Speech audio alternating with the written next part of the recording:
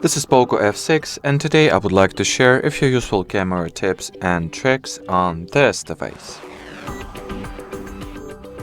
Beginning, while you are in the regular photo mode, if you will open the controls or tool panel by making the following gesture, you'll find the AI camera option. And once enabled, it simply adds more processing, more AI processing, should I say, to your photos.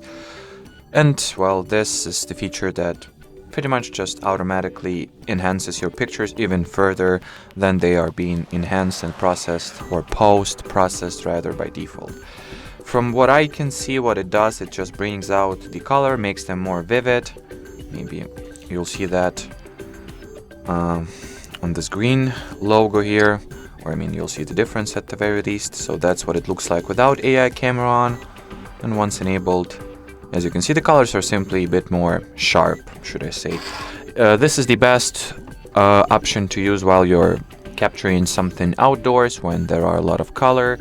If you are shooting, flowers, landscapes, and just overall maybe a beautiful sunset or a sunrise, which fills the sky with a lot of bright and beautiful colors that you would like to, should I say, you would like to make them stand out. So yeah, this is the feature that just enhances the colors, makes them more vibrant, to sum it up.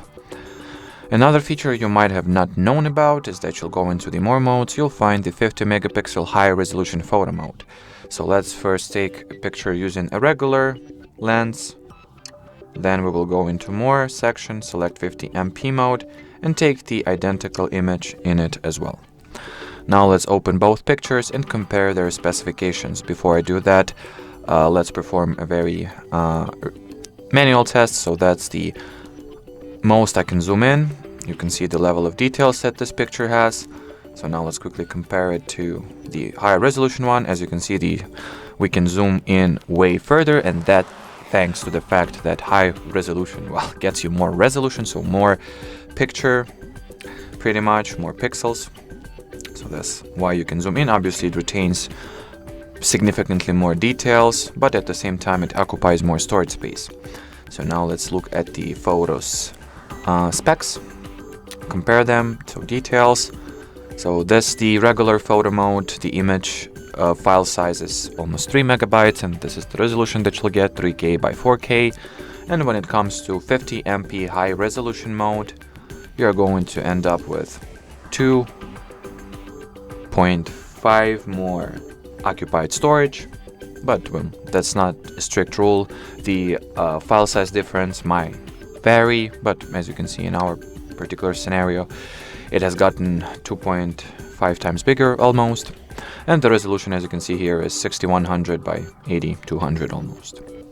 So that's a very cool mode to know about, at the very least.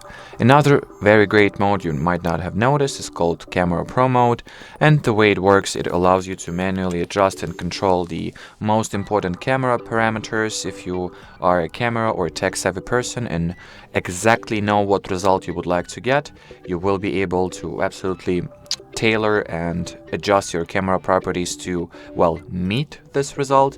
So here you can change the white balance, focus distance, shutter speed, ISO value, as well as exposure. You also have this histogram here that will allow you to set optimal properties and settings, even with less effort, should I say. Just very handy and helpful tool. Then another very convenient mode for day-to-day use that this camera offers is called Documents, and it allows you to use your camera to directly scan documents, files, whatever is that you would like to, scan using your phone.